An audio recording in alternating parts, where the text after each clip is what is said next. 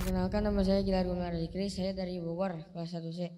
Saya mau menanyakan ke Allah Yunus, siapa yang membawa agama Kristen ke Indonesia? Perkenalkan, nama saya Fajar Soebul Hawari, berasal dari Bekasi. Pertanyaan saya menuju ke Ah Yunus, apa maksud dari Islam itu universal? Apakah Islam itu menghargai satu sama lain yang sama Tuhannya atau bagaimana? Nama saya Farhan Huloda, berasal dari Tangerang, umur 12.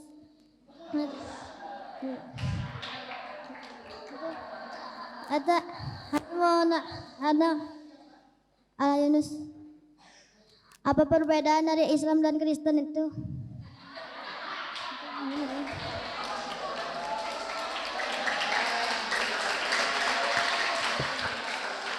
Baik, terima kasih luar biasa. Berani bertanya, umur 12 tahun. Farhan, kelas 1D lo itu. Silakan Allah Yunus bisa dijawab. Bismillah. Pertanyaannya pertama dari Gilar ya. Bagaimana atau siapa yang membawa agama Kristen di Indonesia? Tentunya orang yang menyebarkan agama Kristen ke seluruh dunia itu disebut namanya misionaris. Jadi misionaris adalah dia menyebar ke seluruh dunia dan menyebarkan faham-faham Kristen. Dan kita di dalam Alkitab disebutnya adalah domba-domba yang tersesat.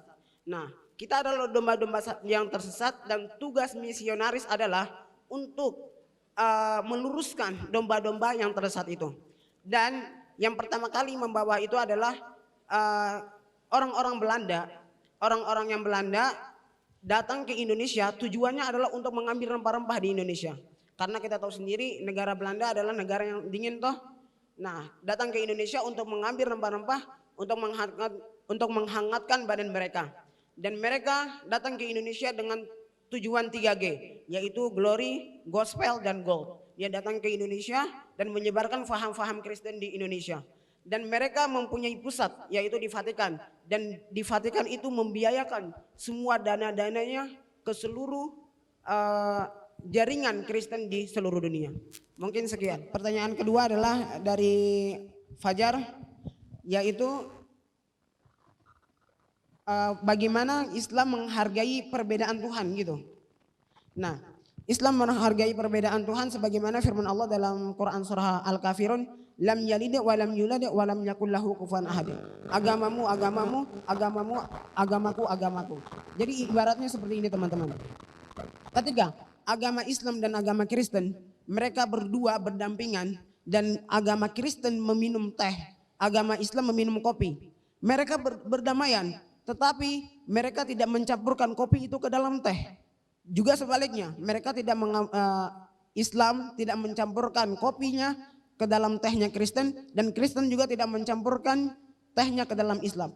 Jadi teman-teman, tidak mencampurkan akidah dalam kehidupan sehari-hari. Tapi kalau dalam bermuamalah, membantu atau menghutangi atau bekerja sama dalam kehidupan sehari-hari itu sangat-sangat diperbolehkan. Mungkin begitu Fajar. Selanjutnya adalah dari Farhan, pertanyaan Farhan. Apa perbedaan dari Islam dan Kristen? Kristen udah tentu yang membawa adalah Nabi Isa dari dulunya. Tetapi itu adalah Kristen yang berdasarkan dengan Alkitab. Nah, selanjutnya setelah 3 tahun setelah wafatnya diangkatnya Nabi Isa ke surga. Nah, setelah itu Alkitab itu semua dimusnahkan dan diganti menjadi Bible baru yang pertama yang dituliskan oleh Paulus. Nah, sedangkan Islam kita tahu sendiri, Islam adalah agama yang dari turun-temurun dari Nabi Adam, Nabi Idris, Nuh, Hud, Soleh. Mereka mengajarkan ilmu tauhid. Sebagaimana firman Allah dalam Al-Quran, وَلَقَدْ بَعَثْنَا فِي كُلِّ أُمَّةٍ أَنِ اعْبُدُوا اللَّهَ وَاجْتَنِبُوا الطَّاغُوتَ. Dan kami mengutus dalam tiap-tiap umat itu adalah seorang rasul untuk menyeru beribadah kepada Allah dan menyeru mereka untuk tidak togut. Togut teman-teman adalah sesembahan selain Allah. Maksudnya adalah gunung, terus pohon dan lain sebagainya. Jadi togut adalah sesembahan selain Allah. Sampai dengan Nabi Muhammad. Nabi Muhammad SAW tinggal menyempurnakan agama itu. Selanjutnya disambung oleh para sahabat, disambung oleh para tabi'ut tabi'in. Dan sampailah agama Islam itu sampai ke kita. Dan Al-Quran tidak perlu direvisi karena Al-Quran turun dari Allah Subhanahu Wa Taala melalui malaikat Jibril diturunkan kepada Nabi Muhammad Sallallahu Alaihi Wasallam sampai ke kita. Mungkin itu Farhan yang bisa saya jawab. Bismillah. Perkenalkan, nama saya Aljam Salis Nurayan, saya dari kelas 2D. Ingin bertanya kepada Alainus. Alainus, kenapa Islam disebut dengan rahmatul lil alamin? Syukran. Mengapa Islam disebut rahmatan lil alamin? Mau dijawab langsung? Nah, baik. Yang nanya ke Ala Abdullah dong. Ke Ala Abdullah. Oke, ada ternyata. Ala Abdullah dipersiapkan jawabannya. Perkenalkan, nama saya Muhammad Rafa Fatur Rahman dari kelas 2B. Pertanyaan saya ke Ala Abdullah. Bagaimana cara kita menyikapi orang-orang yang hanya mengaku bahwasannya dirinya Islam, tetapi tidak ada pengaplikasiannya di kehidupan sehari-hari? Perkenalkan, nama saya Pak Arfa Alfian Sidik dari kelas 2C. Saya ingin bertanya kepada Al Abdullah, apa itu Islam liberal? Pertanyaan pertama dari Rafa Fatur Rahman. Bagaimana menghadapi orang yang mengaku Islam namun ia tidak mengaplikasikan keislamannya di kehidupan sehari-hari? Benar begitu? Sebagaimana yang telah kita pelajari dalam tafsir la ikraha fiddin, tiada paksaan dalam agama. Agama di sini baik kepercayaan, baik dari sehari-hari yang ia lakukan. Jika kita menemukan ada seseorang yang mengaku Islam, mengaku Muslim, tanpa adanya ajaran agama di kehidupan sehari-harinya, tugas kita tentu saja mendakwahi. Karena itu adalah tugas kewajiban dari setiap manusia-manusia yang lahir di bumi dan memeluk agama Islam. Masing-masing dari kita memiliki kewajiban untuk menyebarluaskan ajaran yang dibawa oleh Nabi Muhammad ini kepada seluruh alam. Dan itu adalah kewajiban kita. Salah satu untuk mengatasi kewajiban kita tersebut adalah adanya kita di pondok ini untuk mempelajari ilmu agama, untuk memperbanyak pengetahuan agama, sehingga saat kita mendakwahi orang lain untuk mempelajari Islam, untuk melakukan ajaran Islam, sehingga apa-apa yang telah kita pelajari dapat ditangkap baik oleh orang tersebut dan orang tersebut pun mau melakukan ajaran-ajaran Islam tersebut. Sekian. Sebagaimana yang saya sudah katakan tadi, bahwa setiap umat itu diutus para rasul. Nabi Adam, Nabi Idris, Nabi Hud, dan selanjutnya. Nah, setiap nabi mempunyai kaum. Dan kaum itu dia mempunyai nabi saat nabinya ketika hidup. Jadi ketika nabinya hidup, diganti nabi baru, maka ajaran tersebut tidak dipakai, sudah termasukh, sudah terhapuskan. Tetapi ketika Nabi Muhammad SAW membawa agama Islam, dan agama Islam itu akan terus abadi sampai nanti hari kiamat. Nah, itu salah satu alasan kenapa agama Islam disebut agama rahmatan lil alamin. Terus selanjutnya itu kan untuk kehidupan manusia saja, belum kehidupan tumbuh-tumbuhan, hewan-hewan atau lain segala macam. Contohnya gini, ketika Nabi Muhammad di Taif dilemparin batu oleh orang kafir Quraisy, ketika itu gunung itu marah. Nah, itu salah satu termasuk kalau gunung juga termasuk meyakini bahwa Nabi Muhammad adalah untuk rahmatan lil alamin dan Nabi terakhir, dan dia meyakini bahwa Nabi Muhammad itu ada untuk rahmatan lil alamin. Dan itu salah satu bukti kalau misalnya agama Islam itu untuk rahmatan lil alamin. Jadi bukan hanya untuk manusia, begitu juga dengan jin. Ketika jin dibacakan ayat Al-Quran, jin itu menyebarkan di kaum-kaumnya, di kaum-kaum jinnya. Nah, itu juga salah satu termasuk kalau agama Islam adalah agama rahmatan lil alamin. Jadi bukan cuma manusia, untuk tumbuhan, untuk hewan dan lain sebagainya. Mungkin begitu. Bismillahirrahmanirrahim. Nama saya Muhammad Ariel Abiraka dari kelas 1 intensif B.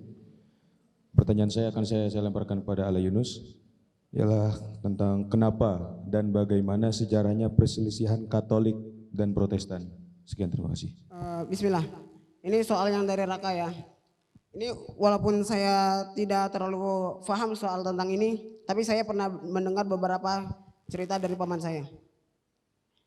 Nah, jadi teman-teman, Katolik sama Protestan itu dia walaupun sama-sama Kristen, tetapi mereka saling bermusuhan. Nah, Katolik itu mereka mengamalkan keseharian-harian mereka itu dengan yang murni. Contohnya, dulu Kristen itu mengharamkan babi. Setelah itu anak-anak kecil di sana disunat dan lain sebagainya. Tetapi Kristen ini, ada Kristen Protestan ini, mereka tidak sudi dengan itu. Mereka ingin menghalalkan babi, tidak sunat dan lain sebagainya. Nah, karena itulah terjadi namanya revolusi, yaitu antara Kristen dan Kristen Protestan dan Kristen Katolik. Nah, mereka bentrok. Jadi mereka bahkan teman-teman, kalau misalnya Kristen itu, Kristen Protestan atau Kristen Katolik itu, mereka untuk masuk kepada tempat ibadahnya aja mereka tidak sudi teman-teman. Saya punya paman kebetulan Kristen Protestan, juga ibu saya Kristen Katolik. Jadi paman saya tidak mau masuk ke dalam gereja ibu saya, dan ibu saya juga tidak mau masuk kepada gereja paman saya. Nah, sampai segitunya teman-teman. Jadi mereka karena perbedaan pendapat itu menjadi sebab permusuhan antara keduanya. Pertanyaannya adalah, apa itu Islam liberal?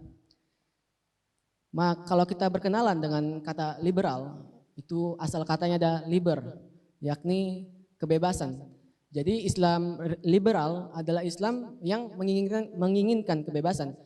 Nah, bagi para pemeluk Islam liberal ini, mereka semaunya mereka menjalankan syariat Islam ini dengan tujuan untuk merendahkan Islam tersebut.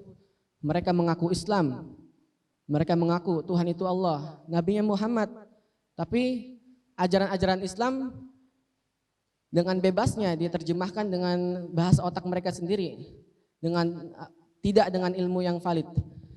Saya Islam, tapi sholat ya semau saya saja, karena sholat itu adalah mengingat. Dan untuk sholat saya tinggal mengingat saja, nggak usah pakai gerakan sholat. Nah, itu salah satu pemikiran liberal. Dan Islam liberal ini bahayanya sangat banyak. Jikalau kita melihat Kristen tadi yang dari Katolik bisa menjadi Protestan, karena orang-orang Protestan sendiri itu adalah kaum-kaum yang protes akan kebijakan dari Islam Katolik. Nah, ini juga akan terjadi bila mana Islam dicampur liberal, maka akan muncul kubu baru, agama baru dari Islam menjadi Islam liberal. Karena pemeluk Islam sebelumnya, pemeluk Islam yang asli ini, dia itu berontak, dia itu ingin kebebasan. Jadinya ajaran Islam yang asli tersebut pun jadi berantakan, jadi hancur. Nah, mungkin itu yang bisa saya sampaikan tentang Islam liberal. Baik, Akhi Arfa, sudah bisa ditangkap jawabannya? Apa kata Allah Abdullah? Liberal itu apa sih? Islam liberal itu Islam yang kebebasan, Islam yang semau-maunya aja. Jadi dia ngaku Islam, ngaku Tuhannya Allah Muhammad, tapi ibadahnya semau saja dia. Tepuk tangannya dong.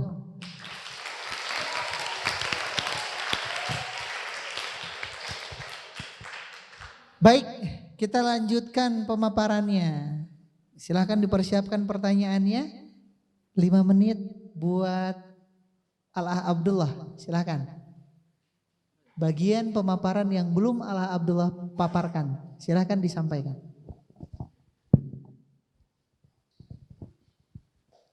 Bagian-bagian yang ingin saya sampaikan, ini adalah mengenai pemikiran-pemikiran modernisasi, pemikiran yang dapat merusak Islam itu sendiri. Meski yang telah kita ketahui agama Islam ini adalah agama yang sempurna, agama yang mengandung semua ajarannya adalah ajaran kebenaran, tapi tetap saja yang namanya manusia pasti ada saja yang nggak senang. Dengan berbagai cara dia merusaknya, baik merusak secara fisik maupun merusak secara ajaran. Nah, untuk merusak secara ajaran, orang-orang barat ini, orang-orang yang mengaku modern, orang-orang yang jahiliyah zaman sekarang, mereka menyerangnya melalui pemikiran. Ada beberapa sebutan, yakni tadi yang telah Arfa pertanyakan, yakni sekular liberalisme, yaitu adalah Islam kebebasan. Ada juga yang namanya Islam pluralisme, yakni menyamaratakan semua kepercayaan menjadi kepercayaan yang satu dengan satu Tuhan dengan berbagai macam cara ibadah dan agamanya. Jadi agama Islam, agama Kristen, agama Konghucu, Buddha itu sama semua. Yang mana sama-sama menyembah Tuhan, sama-sama beribadah, sama-sama memiliki aturan. Nah, itu definisi dari Islam pluralisme. Dan ada satu lagi yang namanya Islam sekularisme. Maksud sekularisme di sini adalah membedakan, memisahkan urusan agama kita dengan urusan dunia kita. Kalau orang-orang di tempat kerja, mereka melakukan kesalahan, melakukan dosa, bermaksiat, salah satunya dengan korupsi. Mereka bilang, lah ini kan tempat kerja, jangan bawa-bawa agama dong. Biarin saja saya korupsi, dosanya juga buat saya. Kenapa kamu yang ngatur-ngatur saya? Udah nggak usah bawa agama di tempat kerja. Nah itu contoh dari sekularisme. Dan dari sekian pemaparan yang telah saya sampaikan tentang pemikiran-pemikiran tersebut, semuanya itu berbahaya bagi kita kaum yang masih labil. Bagi kita kaum milenial yang iman kita, akidah kita masih bisa digoyahkan. Dan itulah pentingnya literasi bagi kita semua, memperdalam ilmu pengetahuan agama kita, salah satunya dimulai dari pondok kita ini. Sekian.